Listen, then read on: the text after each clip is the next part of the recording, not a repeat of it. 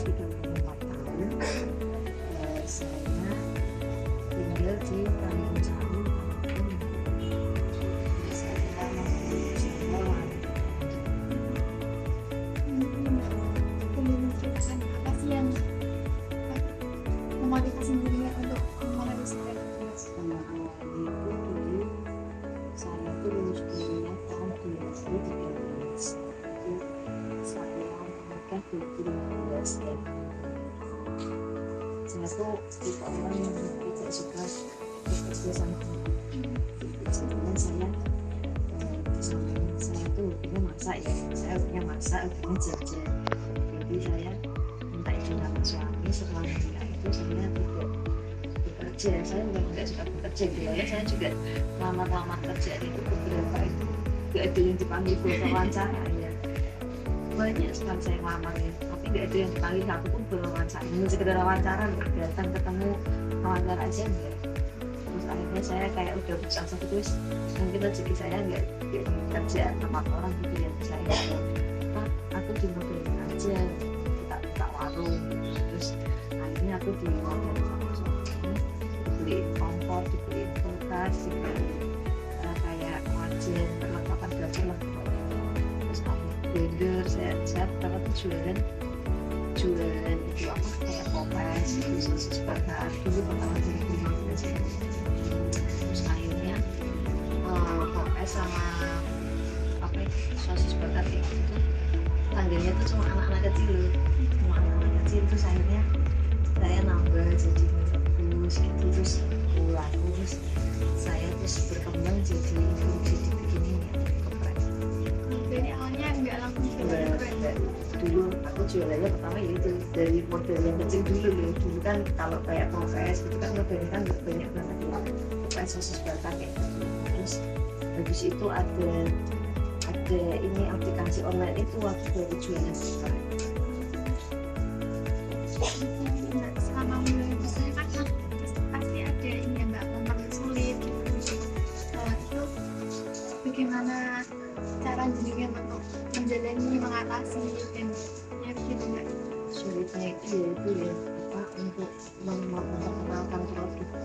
Pertamanya kita kan cara orang kan paling lewat lalu-lalang lihat ini jualan apa sih, kadang ada yang masuk kadang jualan itu alhamdulillah kayak apa ya, katakanlah orang masuk itu nyoba terus dia tuh nanti tuh itu apa ya, kalau bahasa di itu kayak penyebaran Yang lain gitu loh ya, kayak iklan promosi berjalan lah gitu ya kan. Di sini tuh beli di sini beli, jadi semakin cepat daripada aku promosi sendiri itu lebih cepat gitu. Akhirnya kan malah jadi alhamdulillah ya dikenal lah sekarang. Jadi lebih banyak dikenal dari pelanggan Pertama ya, nanti dia di mana sih lah ini temannya, terus bawa temannya lagi gitu. Mungkin sini apakah ada tips khusus untuk menambah pelanggan selain yang bagi? Ya itu mengikuti zaman ya, kayak sekarang kan zamannya online, harusnya kita sebagai pengusaha juga ikut berpartisipasi dan ikut aplikasi gitu loh. Jadinya kan kita pelanggannya nggak cuma di lingkungan Tanjungsari aja, saya tanya udah sampai USB sampai itu Tangerang itu kan, jadi kan nggak cuma lokasi di UIN aja ya. Manfaatkan juga akan mungkin ada strategi lain nggak Mbak selain lewat pelanggan yang sekitar sini, kemudian ada pembeli online itu ada strategi lain nggak? Kita harus ngikutin itu ya. Sekarang itu zamannya kayak gini, kita lagi belajar kayak dulu ya. Setiap orang itu mahasiswanya itu keinginan untuk membeli itu berbeda-beda ya. Kalau dulu itu zamannya masih zaman rebus, kalau dulu ya hampir sehari itu 1 karton sampai 2 karton dulu pas zaman-zamannya rebus itu. Terus itu yang kayak gini loh, kayak penggemar mie rebus udah pada wisuda, terus ganti generasi lagi, terus generasi dulu generasi angkringan. Dulu tuh saya tuh nggak langsung aku ya misalnya tuh dengan harga segitu tuh dianggapnya tuh mahal gitu loh. Kalau sekarang tuh alhamdulillah jalan terus gitu. Kalau sekarang tuh lagi generasinya suka pedes, berarti aku harus ngikutin suka pedes gitu. Nanti ada generasi baru lagi pasti dari lagi harus ngikutin terus gitu. Menyesuaikan dengan diri sendiri ya Mbak. Biar kita tetap berkembang. Mungkin Mbak, bagaimana cara jenengan mengatur keuangan? Sekarang kan jenengan juga mengusahakan apa ngurusi keuangan sendiri, terus ngurusi bagian di lapangan juga sendiri gitu Mbak. Gimana caranya? Caranya itu ya apa ya, beda-beda kan ya antara uang jualan sama uang gaji, jadinya tetap bisa muter. Kalau uang jualan ya dipakai buat modal lagi, dapat ini besok dipakai buat modal lagi. Kalau bisa kebutuhan pribadi jangan dicampur sama jualan, misalkan kebutuhan belanja yang memanage suamiku, kalau bulanan gitu toh suamiku. Kalau uang gini anggap aja saya ikut makan hariannya aja gitu, jadi nanti uangnya dipakai lagi buat belanja lagi. Dengan ada nggak sih komunitasnya sama apa penjual gitu, ada nggak Mbak? Kalau di sini kebanyakan kalau di sini kebanyakan enggak sih, aku nggak pernah ya, paling cuma ditanyain kok mbak ini jualan geprek ya apa saya. Kalau di sini banyakan sih ya rendah ya jualannya. Kalau saya tanya Pak Mas pasti harga tertinggi itu tetap aku. Kalau di tempat lain udah 10.000 udah dapat minum, udah dapat makan apa ya, udah sepaket gitu ya.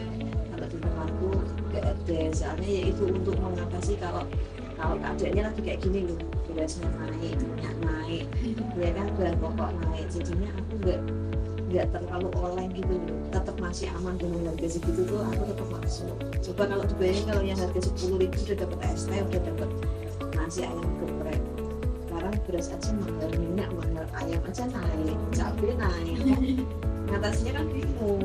Kalau aku kan harga tinggi jadi tidak aman lah.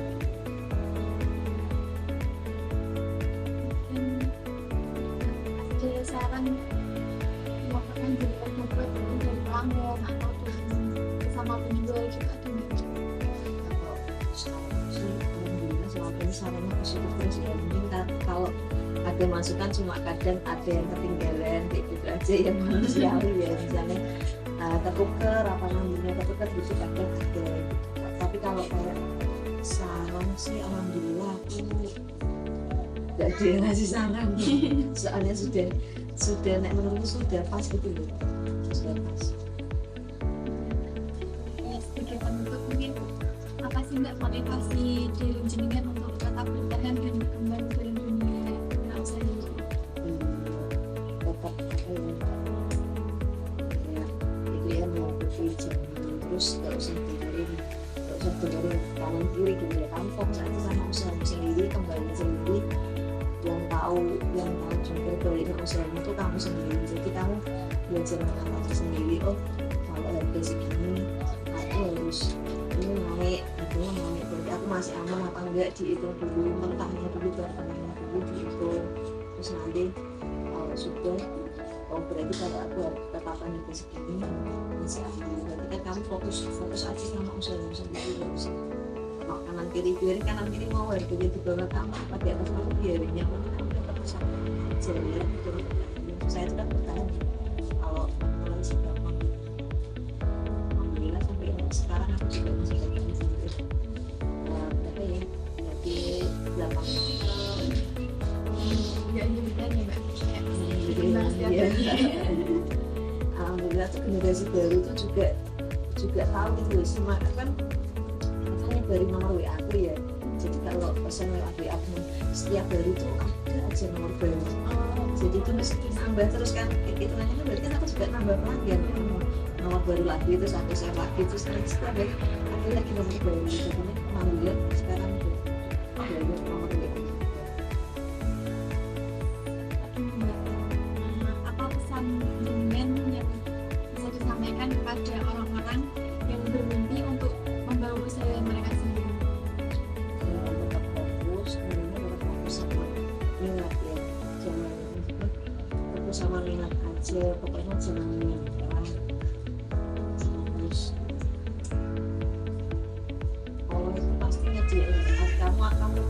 buat pasti ada yang beli. Jadi jangan ragu, kamu jangan malu, kalau udah terjun aja, jangan setengah-setengah.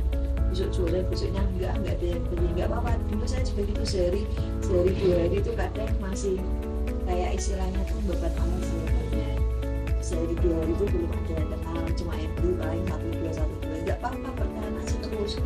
Dan nanti lama-lama bisa kayak gitu. Belum buka aja udah pada nungguin, udah pada WA, udah buka belum gitu kan. Dulu saya juga pertamanya yang beli paling sedikit, tapi emang beli yang sekali. Mungkin itu juga pelajaran dari saya. Terima kasih karena waktunya juga ilmunya mungkin bisa sangat bermanfaat untuk saya dan juga teman-teman. Untuk diri saya juga terima kasih. Mohon maaf sudah mengganggu waktunya dengan mengganggu paginya yang mungkin untuk bersiap-siap, tapi saya ganggu kawan-kawan. Semoga sukses, pokoknya jangan capek berusaha.